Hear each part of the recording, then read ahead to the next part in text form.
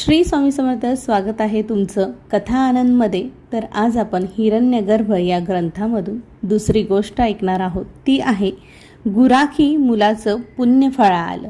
चला वेळ न घालवता बघू गोष्ट काय आहे ती. ब्रह्ममुहूर्त होता. सूर्यनारायणाला आज उगवण्याची लगबग होती. आज काहीतरी विशेष घडणार होतं. योगीराज प्रसन्न चित्तानं हिमालयातल्या अखंड बर्फ वर्षावात एका शिळेवर शांत बसले होते. नजर भ्रूमध्यात केंद्रित होती. ध्यान लागलं होतं. जणू योगीराज सृष्टीशी एकरूप झाले होते.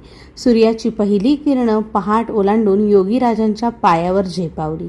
किरणांचा वर्षाव होऊ लागला. पायांवरील किरणांच्या उबदारपणामुळे योगीराजांनी आपले अर्धोन्मिलित नेत्र उघडले.